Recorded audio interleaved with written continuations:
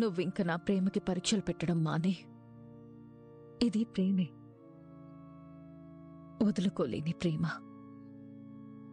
ఈ జన్మంతా నాతోనే ఉండాలని నేను కోరుకునే ప్రేమ.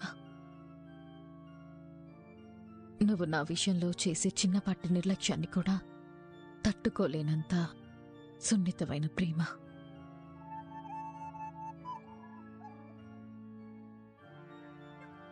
దీని పుట్టుక నాకు తెలీదు, కానీ ఇప్పుడు ఏ స్థాయిలో ఉందో అది మాత్రమే నేను చెప్పగలను.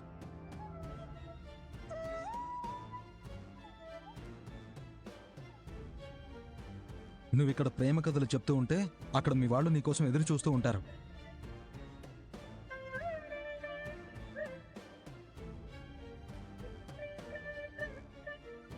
ఇవి ప్రేమ కథలే, కానీ మన ప్రేమ కథలు మర్చిపోలేని జ్ఞాపకంగా మిగిలిపోయే అందమైన ప్రేమ కథలు. అవును, కొన్ని జ్ఞాపకంగానే మిగిలిపోతాయి. జ్ఞాపకంగా మిగిలిపోవడం ఏంటి? నువ్వు నాతో చెప్పిందే నేను నీతో చెప్పానంతే. నిన్నొకటి అడగాలి జ్యోత్స్న. ఏంటది? దాసుగారి గురించి. నీకు పెళ్లి అనగానే ఆయనెందుకు అంత ఆనందపడుతున్నారు? ఆయన నాకు బాబాయ్ అవుతాడు కదా. అన్నయ్య కూతురు పెళ్ళంటే ఆనందపడడా? అంటే ఆయన బాగా ఎగ్జైట్ అవుతున్నారు, అందుకే అడిగాను. నీకిది ఎలా చెప్పాలి అంటే, పెళ్లి అనగానే దశరథ్ గారి కళ్ళల్లో కంటే దాసుగారి కళ్ళల్లోనే ఎక్కువ ఆనందం కనిపించింది.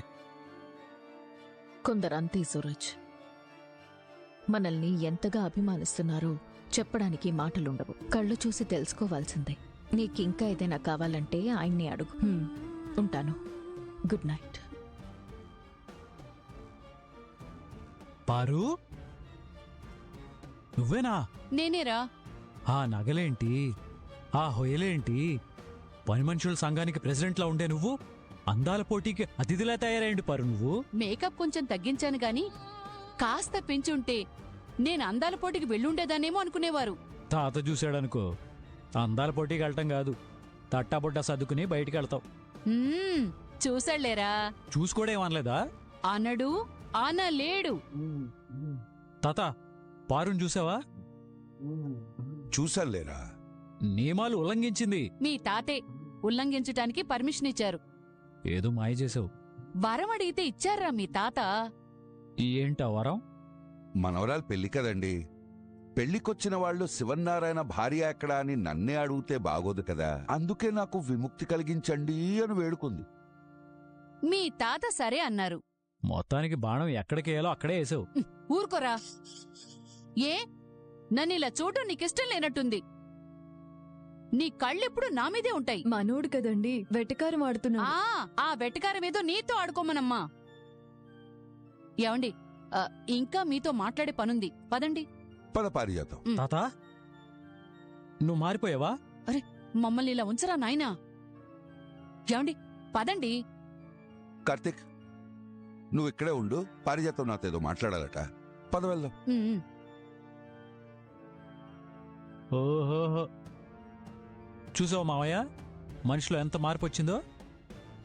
సూరజ్ ఏమో జోస్నాన్ని మార్చేశాడు, పారు ఏమో తాతను మార్చేసింది. థ్యాంక్స్ రా. దేనికి మావయ్య? నీకే కాదు, మీ ఇద్దరికీ థ్యాంక్స్ చెప్పాలి. దేనికి చిన్నయ్య గారు? ఎవరూ లేనప్పుడు నాన్న అని పిలవచ్చమ్మా. ఇన్ని రోజులు నాకు 2 విషయాల్లో బాధగా ఉండేది. ఏంటి మావయ్య? ఒకటి జ్యోత్స్న విషయంలో, 2 దీప విషయంలో. జోస్న విషయంలో బాధ ఏంటి? జ్యోత్స్న నా కూతురు కాదన్న విషయం తెలిసిన దగ్గర నుంచి తన ప్రవర్తన నాకసలు నచ్చేదే కాదు. అప్పుడే నేను రియలైజ్ అయ్యాను, తన పుట్టుక ఎలాంటిదైనా పెంపకం సరిగ్గా ఉంటే నేను కోరుకున్న కూతురుగా ఉండేదేమో. కానీ నా పెంపకం సరిగ్గా లేదురా. నేను తనకి మంచి తండ్రిగా ఉండలేకపోయాను కాబట్టి తను నాకు మంచి కూతురిగా ఉండలేకపోయింది అనుకునేవాణ్ణి. కాని మీరు జ్యోత్స్న జీవితాన్ని సరిదిద్దారమ్మా. జ్యోత్స్నని నేను కోరుకున్న కూతురుగా మార్చారు. ఒక మంచి మనిషిని చేశారు. ఆ క్రెడిట్ మాకివ్వద్దు మావయ్య. అదంతా సూరజ్ చేసిన పనే. తను ప్రేమించే మనిషిని తనను ప్రేమించే విధంగా మార్చుకున్నాడు. ఈ పొగడ్తలన్నీ సూరజ్కే దక్కాలి. సూరజ్ ఎవరు చెప్పరా? సూరజ్ ఎవరు మీకెలా తెలుసు? అసలు మీరే లేకపోతే సూరజ్ ఆఫీసులోకి అడుగుపెట్టేవాడా? అసలు మీరే లేకపోతే సూరజ్ ఈ ఇంట్లోకి అడుగుపెట్టేవాడా? సూరజ్ ఎవరో ఏంటో తెలియనప్పుడు నేను గౌరవించాను. నా కూతురు దీప ఒక మనిషిని నమ్మి తనకు అడ్వైజర్గా పెట్టుకుంది అంటే తను మంచివాడు కాకుండా ఎలా ఉంటాడు? సూరజ్ని మా నాన్న ఇంట్లో ఉండమన్నప్పుడు నాకు నచ్చలేదు. అయినా ఎందుకు మౌనంగా ఉన్నానంటే నీకోసం. కార్తీక్ అంటే ఒక మంచితనం. అలాంటి మంచితనం మరో మనిషిని నమ్ముతుంది అంటే ఆ మనిషి అంటే సూరజ్ ఇంకెంత మంచివాడో అని మా నాన్న మాటకి తలవంచాను. చివరికి జ్యోత్స్న సూరజ్ మీద కంప్లైంట్ చేసినప్పుడు కూడా సూరజ్కి జ్యోత్స్నకి పెళ్లి చేయాలన్న ఆలోచన నాకు లేదు. ఆ ఆలోచన మొదటిగా వచ్చింది దీపకి. దీప ఆలోచనని మా నాన్న సమర్థించారు. దీప నా సొంత కూతురు, జ్యోత్స్న నా పెంపుడు కూతురు. ఇద్దరూ నా కూతుళ్లే. అలాంటప్పుడు జ్యోత్స్నకి దీప అక్క అవుతుంది. అక్క చెల్లెలి కోసం ఒక సంబంధం తీసుకొచ్చిందంటే అది మంచిది కాకుండా ఎలా ఉంటుంది? కేవలం నా కూతురి మీద నమ్మకంతోనే నేను సరే అన్నాను. మీరు చెప్పారు, నేను ఒప్పుకున్నాను. ఇదంతా ఒక ఎత్తైతే జ్యోత్స్నలో వచ్చిన మార్పు మరొక ఎత్తు. జ్యోత్స్న అంతలా మారుతుందని నేను జీవితంలో ఊహించలేదురా. నేను వద్దు అనుకునే కూతురు స్థాయి నుంచి జ్యోత్స్న నేను కోరుకునే కూతురు స్థాయికి వెళ్ళింది. ఇప్పుడు జ్యోత్స్న కూడా నా కూతురేనమ్మా. జ్యోత్స్న నీ కూతురు నాన్న. దీపా? అవునన్నా. ఇంకా ఈ దీప నీ కూతురే అని ఎవరికీ చెప్పనవసరం లేదనుకుంటా. అసలు నీకు ఈ కూతురే అవసరం లేదనుకుంటా. అంత మాట అన్నావేంటమ్మా? మీరిద్దరూ నా కూతుళ్లే. కాకపోతే కన్న కూతురు కళ్ల ముందుకు రావడానికి ఇన్నేళ్లు పట్టింది. పెంచిన కూతురు ఇన్నాళ్లకి నా సొంత కూతురుగా మారింది. అందుకే మీరిద్దరూ నా కూతుళ్లే. రేపు నిజాలు బయటపడ్డ రోజు నేను సుమిత్రతో ఇదే చెప్తాను. సుమిత్ర, దీప మన కన్న కూతురు, జ్యోత్స్న మనం పెంచిన కూతురు అని. కానీ దీప సూరజ్ అనే మనిషిని జ్యోత్స్న జీవితంలోకి తీసుకురాకపోయి ఉంటే జ్యోత్స్నకి జీవితమే లేకపోయేది. ఆ గొప్పతనమంతా మీ ఇద్దరికే దక్కుతుందమ్మా. జ్యోత్స్న జీవితాంతం మీ ఇద్దరికి రుణపడి ఉండాలి. అందరం కలిసే ఉండాలి, సంతోషంగా ఉండాలి. మావయ్య, ముహూర్తాల గురించి ఏమైనా చెప్పారా? నాన్న సూరజ్ని పిలిపించి ముహూర్తాల గురించి మాట్లాడతామన్నారు.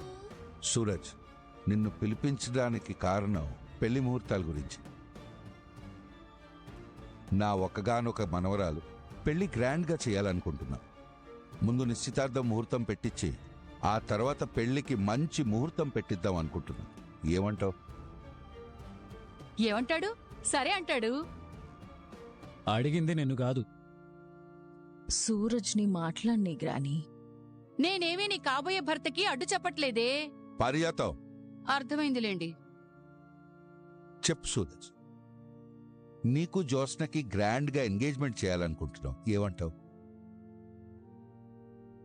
దీంట్లో నీకేమైనా అభ్యంతరం ఉందా? ఉన్నాయి సార్. ఏంటో చెప్పు. నిశ్చితార్థం నాకిష్టం లేదు.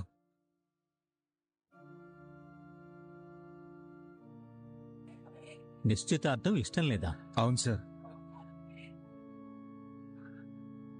జ్యోత్స్నకి నాకు నిశ్చితార్థం వద్దు. నాకిష్టం లేదు.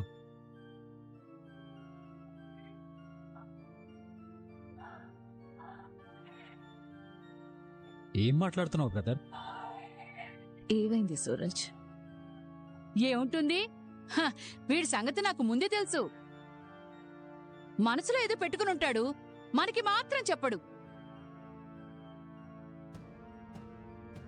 మనమంతా బాగా జరుగుతుందనుకున్నప్పుడు నెత్తి మీద పిడుగు పడ్డట్టు సైలెంట్గా చెప్తాడు. ఈ పారిజాతం ఇన్నేళ్ల లైఫ్ లో వన్ అండ్ ఓన్లీ టిపికల్ పీసే వీడు. పిల్లోని మాట్లాడినవు పారు. అది కాదురా. గ్రానీ, సరే వినండి బాబూ, మాట్లాడు.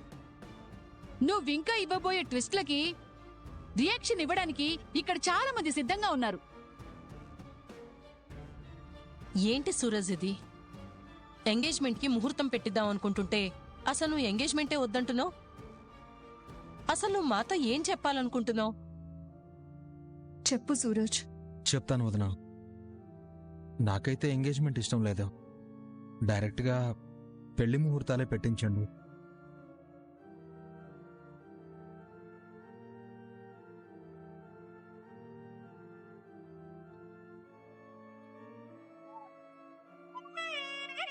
ఆహాహా, అయ్యయ్యయ్యయ్యో, కుర్రాడు చాలా ఫాస్ట్ గా ఉన్నాడే. నిశ్చితార్థం పెడితే ఎక్కడ పెళ్లికి లేట్ అయిపోతుందోనని డైరెక్ట్ గా పెళ్లికే ముహూర్తాలు పెట్టించేయమంటున్నాడు. పెళ్లికేమీ అభ్యంతరాలు లేవు కదా? ఉన్నాయి వదినా. పెట్టాడు, మెలిక పెట్టేశాడు. వీడికి మెలిక సూరజ్ అని పేరు పెట్టుంటే సరిగ్గా సరిపోయేది. పెళ్లికున్న అభ్యంతరాలేంటి బ్రదర్? పంతులు గారిని ఈ రోజే పిలిపించి ముహూర్తాలు పెట్టించండి. ఆ, ఆహాహాహా, ఆ.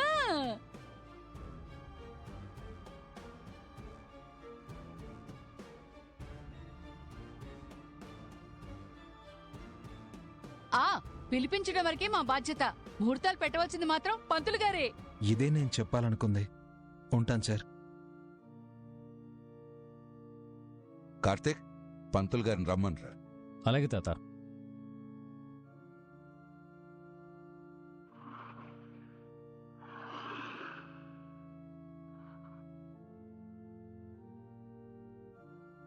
ఏమైంది సూరజ్? నాకేమైంది? ఎంగేజ్మెంట్ ఎందుకొద్దన్నా? డైరెక్ట్గా పెళ్లికే వెళ్దామని. పెళ్ళనేది లైఫ్లో ఒక్కసారే జరిగేది. ఇప్పుడు మ్యారేజెస్ అని ఎలా జరుగుతున్నాయి? ఎంగేజ్మెంట్ అని, సంగీత్ అని, బ్యాచులర్ పార్టీ అని, ప్రీ వెడ్డింగ్ ఫోటో షూట్ అని, ప్రీ వెడ్డింగ్ ఫ్యామిలీ పార్టీ అని, హల్దీ ఫంక్షన్ అని ఎప్పటికీ గుర్తుండిపోయేలాగా జరుగుతున్నాయి. మరి నువ్వు డైరెక్ట్గా పెళ్లి అంటే ఇవేమి ఉండవు కదా? ఉండాలని నువ్వు కోరుకుంటున్నావా? ఒక్కరిష్టంతో ఏదీ జరగదు సూరజ్. ఇష్టాలు విభేదిస్తే గొడవలే.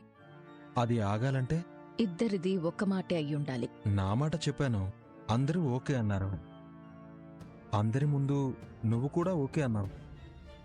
ఇప్పుడెందుకు ఆర్గ్యూ చేస్తున్నావు? డైరెక్ట్గా పెళ్లికి వెళ్ళాలి అనడం వెనక బలమైన కారణం ఏమైనా ఉందా అని. ఉంది అంటే అది ఏంటి అని అడుగుతావు. లేదు అంటే నిజం చెప్పు అంటావు. ఇప్పుడు నేనేం చెప్పాలి? నువ్విప్పుడు అబద్ధం చెప్తున్నావు కదా? లేదు, నేను చాలాసార్లు అబద్ధం చెప్పాను. అబద్ధం చెప్పావా? అవును, చాలా పెద్ద అబద్ధం చెప్పాను. ఏంటిది? మనిద్దరి మధ్య గొడవైందని చెప్పాను గాని నువ్వు కొట్టావన్న నిజం మీ తాతకి చెప్పలేదు. ఇదా నువ్వు చెప్పిన అబద్ధం? మరిప్పుడు నువ్వేమనుకున్నావు? నా మీద నీకున్న ప్రేమ అబద్ధం అని అంటావేమో అనుకున్నాను. అలా అని నీకు అనిపిస్తుందా? ఎందుకనిపిస్తుంది? నువ్వు నా సొంతం సూరజ్. ఆ నమ్మకం నీకుంటే చాలు. ఏ నీకు లేదా? లేకుండానే పెళ్లికి ముహూర్తం పెట్టించమని చెప్తానా? మాటలతో మనం ఇలా పోట్లాడుకోవడం ఏమైనా బావుందా సూరజ్? మొదలు పెట్టింది నువ్వే జ్యోత్స్నా. ప్రేమగా మాట్లాడుకోవచ్చుగా. స్వీట్ తింటావా? ప్రేమగా మాట్లాడుకుందామన్నాను, తీయగా కాదు. క్యాజువల్గానే అడిగాను. నీ మాటలు చాలే, స్వీట్స్ అవసరం లేదు. ఏదో తెచ్చినట్టున్నావు. నీకొకటి ఇవ్వాలనిపించింది. స్వీట్సా? స్వీట్స్ అయితే ఇంత చిన్న బాక్స్ ఉంటుందా? మరి ఏంటది? నా ప్రేమ. నీ ప్రేమ? చూస్తే నీకు తెలుస్తుంది.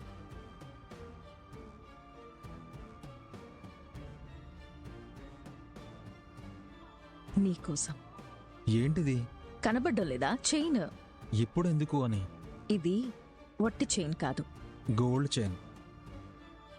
వెటకారవా? తమాషాకి. నా ప్రేమని తమాషా చేయకు. సరే, అయితే దీని స్పెషల్ ఏంటో చెప్పు.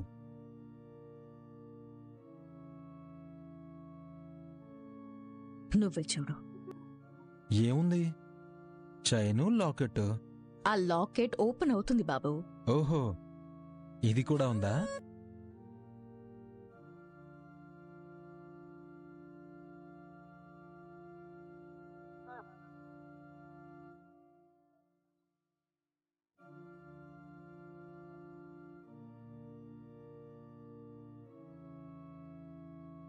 హలో బాబు, ఎలా ఉంది? ఎందుకు? బాబు ప్రవరాఖ్య లవర్ గిఫ్ట్ ఇస్తే హ్యాపీగా ఫీల్ అయ్యి ఎత్తుకుని గిరిగిరా తిప్పాలి.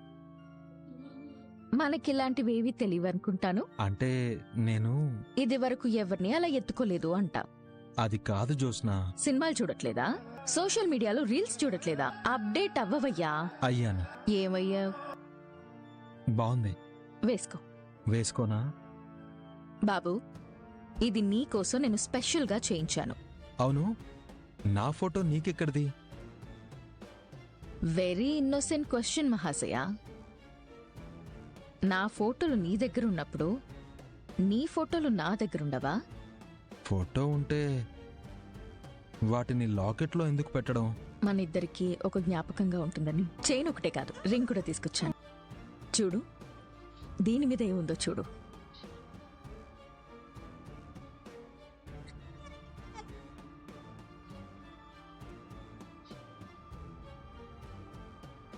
జే అండ్ ఎస్ అని ఉంది. Yes, JS. జే అంటే జ్యోత్స్న, ఎస్ అంటే సూరజ్. లాకెట్లో మన రూపాలు కలిసున్నాయి, ఉంగరం మీద మన పేర్లు కలిసున్నాయి. ఈరోజు నేను నీకు ఈ చైన్ రింగు గిఫ్ట్గా ఇచ్చానని 10 years తర్వాత గుర్తు చేసుకున్నా ఈ జ్ఞాపకాలు అద్భుతంగా ఉండాలి. మనం గుర్తు చేసుకోవడమే కాదు, మన పిల్లలకు కూడా మన ప్రేమ కథని చెప్పాలి. వీలైతే బుక్ కూడా రాస్తాను. చాలా దూరం వెళ్ళిపోయినట్టును. ఆడపిల్లలు అంతే బాబు, దేనికి అంత త్వరగా కనెక్ట్ అవ్వరు. ఒక్కసారి కనెక్ట్ అయ్యారా, మనసిచ్చిన మనిషి కోసం ఎంత దూరమైనా వెళ్తారు. తిరిగి రాలేనంత దూరం ఎప్పుడూ వెళ్ళకూడదు. ప్రేమలో వెళ్ళొచ్చు బాబు, ఎందుకంటే లైఫ్ అంటే ఎప్పుడూ ముందుకెళ్లే ప్రయాణమే కానీ వెనక్కి రావడం ఉండదు కదా.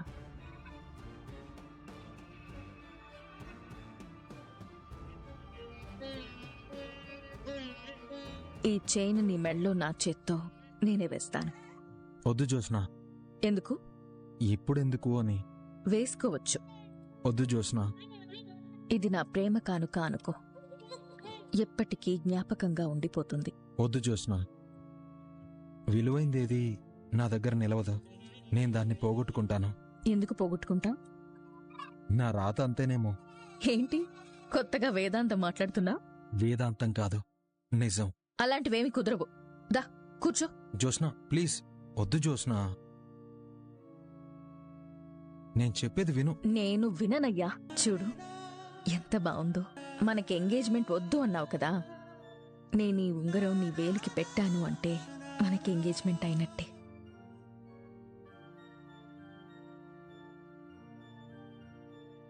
ఏం వద్దు? ముహూర్తం ఎలాంటిదో, ఈ గడియ మంచిదో కాదో, ఇది మన ఎంగేజ్మెంట్ అని రింగు పెడితే అది చెడుకు దారితీస్తే? ఏవైంది ఈరోజు నీకు? చాలా తేడాగా మాట్లాడుతున్నావు. ఎంగేజ్మెంట్ వద్దంటావు, డైరెక్ట్గా పెళ్లి ముహూర్తాలే పెట్టండి అన్నావు. నేను రింగు పెడతానంటే వద్దంటున్నావు. అది కాదు జోస్నా. ఏది కాదు? నీకు నా మీద ప్రేమ లేదని అర్థమైంది. అలా అని కాదు జోస్నా. ఈ ఉంగరం నువ్వే ఉంచుకో. బాయ్. జోస్నా, నీకు నా మీద ప్రేమ లేదురా. జోస్నా అది